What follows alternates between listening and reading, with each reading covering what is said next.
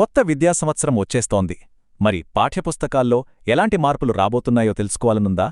ఈ ఎక్స్ప్లెయినర్లో నూతన విద్యా విధానానికి తగ్గట్టుగా మారిన సిలబస్, కొత్తగా చేర్చిన అంశాలు, అలాగే విద్యార్థులపై భారం తగ్గించడానికి ఏం పాఠాలు తీసేశారో డీటెయిల్డ్గా, చాలా సింపుల్గా ఒకసారి చూద్దాం. ఇప్పుడు మీరు చూస్తున్న ఈ ఇమేజ్ ఏపీ టీచర్స్ న్యూస్ లోగోతో ఉన్న అఫీషియల్ ఇన్ఫోగ్రాఫిక్. ప్రైమరీ స్కూల్ నుంచి హైస్కూల్ వరకు విద్యాశాఖ తీసుకొచ్చిన లేటెస్ట్ అప్డేట్స్ అన్నీ ఈ ఒక్క పిక్చర్లోనే క్లియర్గా కవర్ అయ్యాయి. సో దీన్ని స్టెప్ బై స్టెప్ డీకోడ్ చేద్దాం. మనం ఇక్కడ కవర్ చేయబోయే టాపిక్స్ ఇవే: 1. పాఠ్యపుస్తకాల్లో కొత్త మార్పులు. 2. ప్రాథమిక స్థాయిలో కొత్త చేర్పులు. 3. సామర్థ్య ఆధారిత మూల్యాంకనం. 4. తొలగించిన పాఠాలు. మరియు 5. సమగ్ర అభ్యాసానికి దిశానిర్దేశం. ఓకే, ఇక డైరెక్ట్గా మ్యాటర్లోకి వెళ్ళిపోదాం. మొదటి విభాగం పాఠ్యపుస్తకాల్లో కొత్త మార్పులు.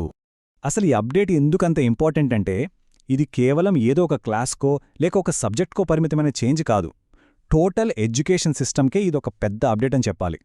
స్టూడెంట్స్ నేర్చుకునే విధానం నుంచి టీచర్స్ చెప్పే పద్ధతి వరకు, అంతెందుకు పేరెంట్స్ తమ పిల్లల చదువును మానిటర్ చేసే విధానంపై కూడా ఈ మార్పుల ఇంపాక్ట్ గట్టిగానే ఉంటుంది. రెండవ విభాగం ప్రాథమిక స్థాయిలో కొత్త చేర్పులు. అంటే ప్రైమరీ లెవెల్లో ఏం జరిగిందో చూద్దాం. భాషా బోధనలో జరిగిన అతి పెద్ద చేంజ్ గురించి ఇక్కడ మాట్లాడుకోవాలి. పాత సిలబస్లో హిందీని 6th క్లాస్ నుంచి ఇంట్రడ్యూస్ చేసేవాళ్లు కదా, కాని కొత్త సిలబస్లో, అంటే ఈ అకాడమిక్ ఇయర్ నుంచి 5th క్లాస్లోనే హిందీని ప్రవేశపెడుతున్నారు. అవును, ఒక సంవత్సరం ముందే అనమాట. ఇలా ముందే ఎందుకు తెచ్చారు అని మీకు డౌట్ రావచ్చు. 6th క్లాస్కి వెళ్లగానే సడన్గా పెద్ద పెద్ద పాఠాలు చదవాలంటే పిల్లలు ఇబ్బంది పడతారు కదా. అందుకే 5th క్లాస్లోనే అక్షరాలు, చిన్న చిన్న పదాలు నేర్పించడం స్టార్ట్ చేస్తారు.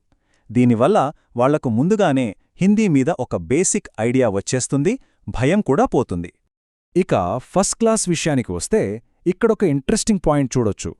ఇంగ్లీష్ లాంగ్వేజ్ టీచింగ్లో ఏకంగా 1వ తరగతి నుంచే ఫోనిక్స్ ని ఇంట్రడ్యూస్ చేస్తున్నారు. మన దగ్గర ఇంగ్లీష్ బేసిక్స్ నేర్పించే పద్ధతిని మార్చేసే ఒక మోడర్న్ అప్రోచ్ ఇది. అసలు ఈ ఫోనెటిక్స్ అంటే ఏంటి? సింపుల్గా చెప్పాలంటే, కేవలం ABCD అని బట్టి పట్టించడం మానేసి, ఆ అక్షరాలకు, వాటి శబ్దాలకు అంటే సౌండ్స్కి మధ్య ఉన్న రిలేషన్ని పిల్లలకు నేర్పిస్తారు. దీనివల్ల ఫస్ట్ క్లాస్ నుంచే పిల్లలు ఇంగ్లీష్ వర్డ్స్ని వాళ్లంతటా వాళ్లే కరెక్ట్గా చదవడం స్టార్ట్ చేస్తారు. రీడింగ్ స్కిల్స్ డెవలప్ అవడానికి ఇది ఒక బెస్ట్ ఫౌండేషన్ అవుతుంది. మూడవ విభాగం సామర్థ్య ఆధారిత మూల్యాంకనం. ఇక్కడ 9th క్లాస్లో వచ్చిన ఒక మేజర్ చేంజ్ గురించి మనం మాట్లాడుకోవాలి. అదే సామర్థ్య ఆధారిత మూల్యాంకనం. అంటే ఏంటంటే, ఇప్పటివరకు ఉన్నట్టుగా క్వశ్చన్స్ ఇచ్చేసి ఆన్సర్స్ గ్రుడ్డిగా బట్టి ఎగ్జామ్లో రాసేయడం కాదు. అసలు ఆ కాన్సెప్ట్ని పిల్లలు ఎంతవరకు అర్థం చేసుకున్నారో టెస్ట్ చేసేలా ఈ ప్రశ్నలుంటాయి. ఆలోచించే విధానాన్ని మార్చడానికి ఇది నిజంగా ఒక గ్రేట్ మూవ్. నాలుగవ విభాగం తొలగించిన పాఠాలు.